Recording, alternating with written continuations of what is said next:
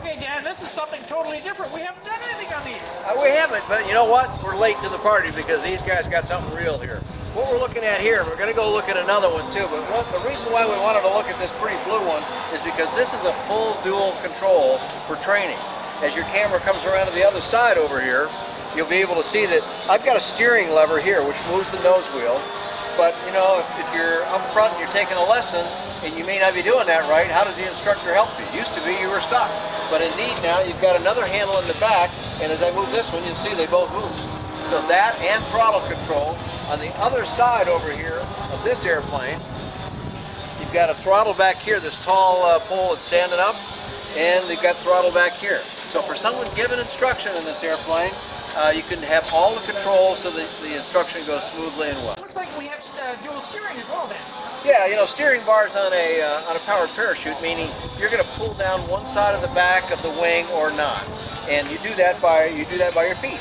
So kind of like rudder pedals, so it's not so strange. It just seems a little odd at first, but again, how does the instructor do that? In the old days, they had to reach up and actually grab the line here that does that. Now they've got this very nice step arrangement on it that is connected to it. So as you see, as I move this back and forth, now they've got it firmed up here a little bit, but normally as I would move this back and forth, you can see it's moving this one as well.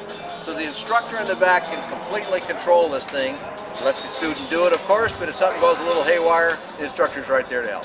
Now you move to the seat that I'm generally sitting in, the instructor seat. How's it feel back there? So I've been a few times too. When I first started learning a little bit about flying a powered parachute, these things are pretty much simplicity defined for flying.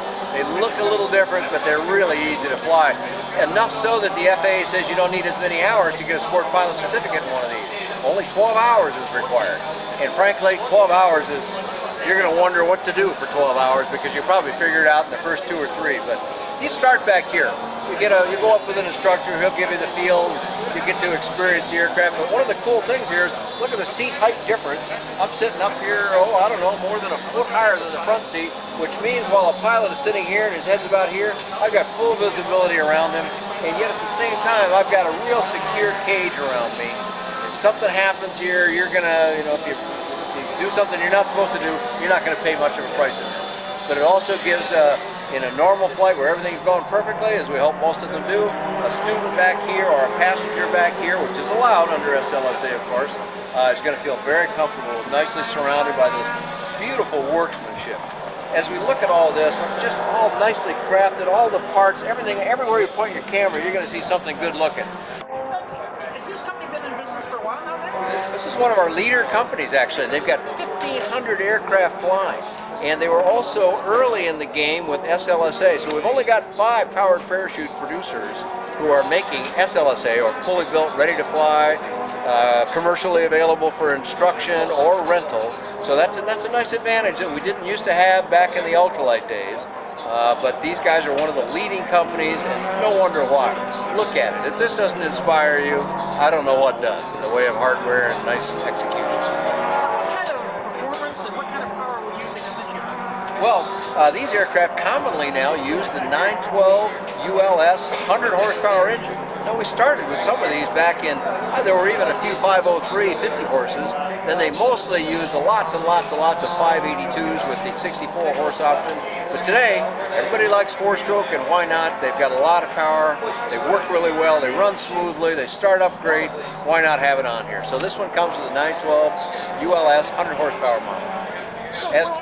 It's not about going fast in this case, it's about having a good time up in the air. But look at the aerial platform here. Of course, I'm sitting on the ground, but if I was flying, I could see everywhere. You've got more visibility in a powered parachute than just about any other aircraft I can think of.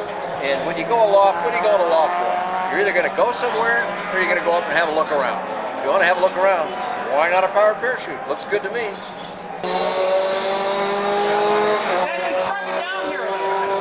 Let's go voyaging, right?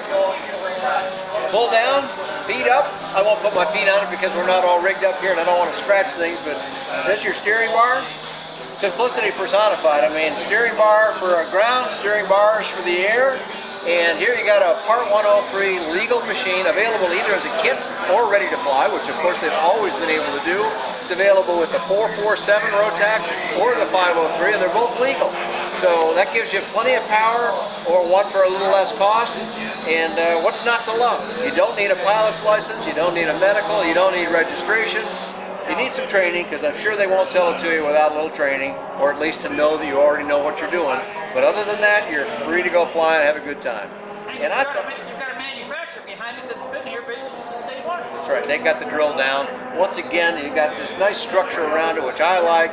There are some that were wide open out here. Now that has its advantages, I understand, but shoot, how much more visibility do you need? I thought it was good in the two-seater. Here it's wide open here. You can't not like this.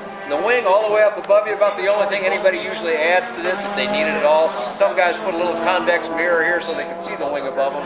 But otherwise, you're just up here flying along with your throttle and your steering bars. How hard is that? If we want to get more information, where would we go? We go to PowerRushShoot.com, not Power Shoot, but POWRA Shoot, CHUTE.com, PowerRushShoot.com. And on that site, I'm told there's lots and lots of stuff about all their models, and a lot of things about just generally flying in a powered parachute I've seen. And do you have a flight report on this one? I do have a powered parachute, PowerRushShoot, powered parachute. That's a lot of words there, isn't it? Power Shoot report on my site, and you can find that on bydanjohnson.com or bydanjohnson.com.